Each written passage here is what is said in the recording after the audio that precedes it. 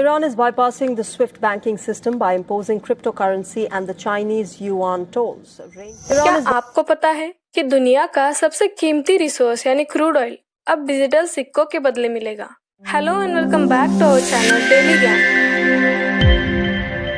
Iran ने हाल ही में एक ऐसा बम फोड़ा है जिसने वॉशिंगटन से लेकर वॉल ऑफ स्ट्रीट तक हड़कंप मचा दिया है। ईरान का कहना है कि अगर हमारे समंदर से ऑयल का शिप्स ले जाने हैं ना, तो डॉलर्स को छोड़ो और बिटकॉइन निकालो। ये सिर्फ एक टैक्स नहीं है, यह अमेरिका की दादागिरी को सबसे बड़ा चैलेंज है। आज के इस वीडियो में हम समझेंगे कि इसके पीछे ईरान का असली मास्टर प्लान क्या है। क्या ये बिटकॉइन सच में डॉलर का राज खत्म कर देगा? चलिए शुरू करते हैं। इससे पहले कि हम ईरान की पॉलिटिक्स समझे, जरा ये जान लेते हैं कि ये बिटकॉइन की बला आखिर है क्या। बिटकॉइन एक क्रिप्टो करेंसी है जिसे समझना आज के समय में बहुत इंपॉर्टेंट हो चुका है, क्योंकि ये पैसे लेन देन का तरीका पूरी तरह से बदल रहा है।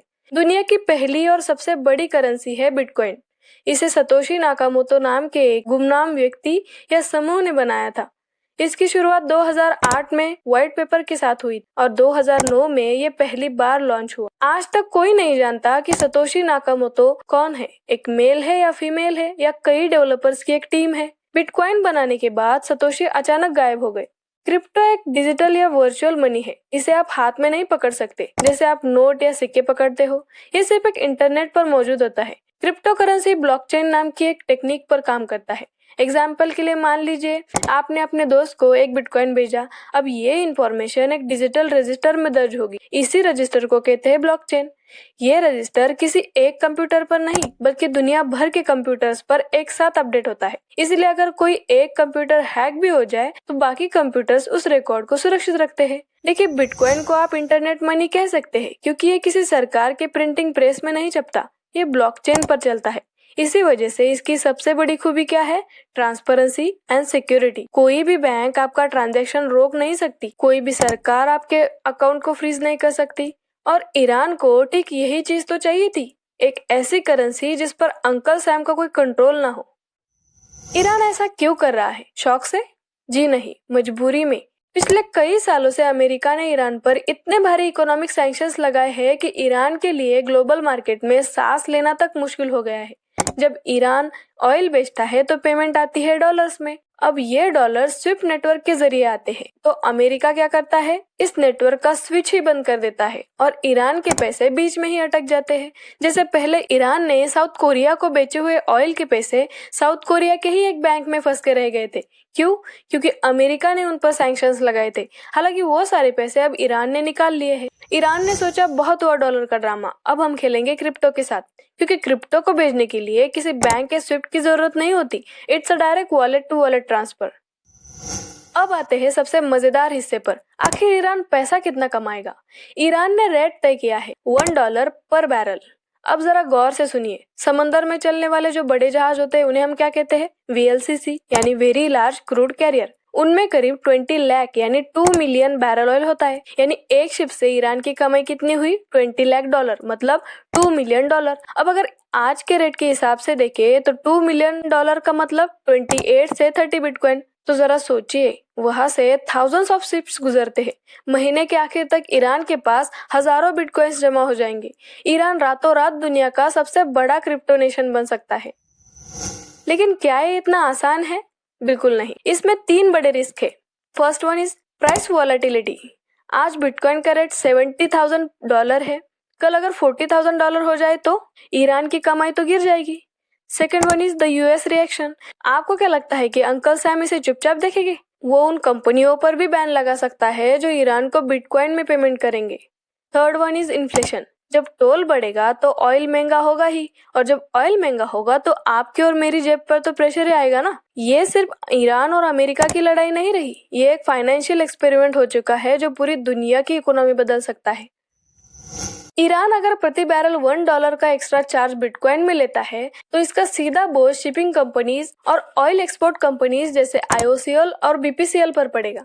जब लॉजिस्टिक और ट्रांजिट कॉस्ट बढ़ेगी तो इंडिया में लैंडिंग कॉस्ट भी तो बढ़ेगी। इसका सीधा मतलब क्या हुआ? इंडिया में पेट्रोल और डीजल की कीमतें और भी बढ़ सकती है, जिससे आम आदमी की ही जेब पर असर पड़ेगा।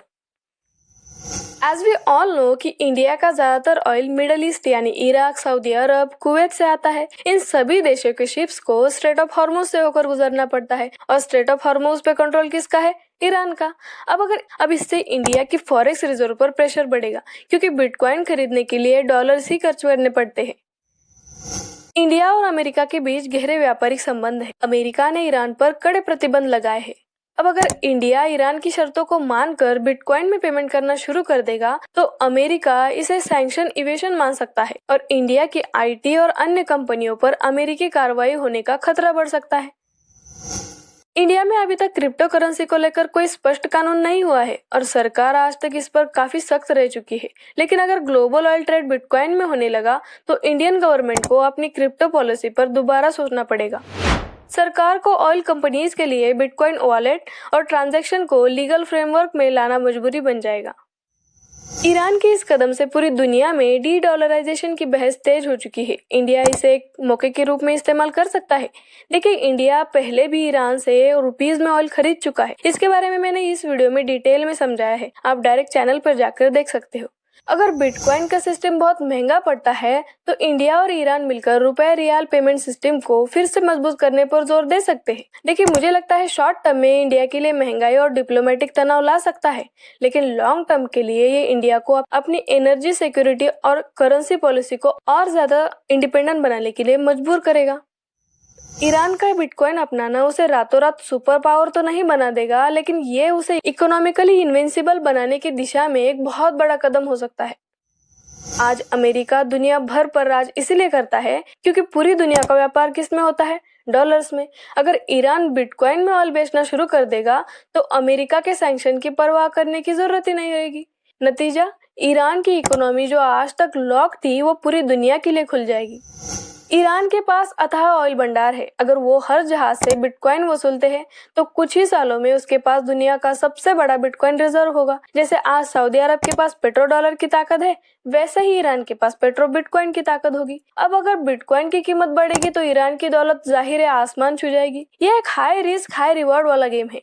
एक बात तो साफ है कि the era of paper money is under threat. क्यों? क्योंकि टेक्नोलॉजी अब सिर्फ हमारे फोन में ही नहीं बल्कि ग्लोबल बॉर्डर्स पर भी जंग लड़ रही है। क्या इंडिया को भी ऐसे किसी डिजिटल करेंसी की तरफ सोचना चाहिए? आपको क्या लगता है? कमेंट्स में जरूर बताएं।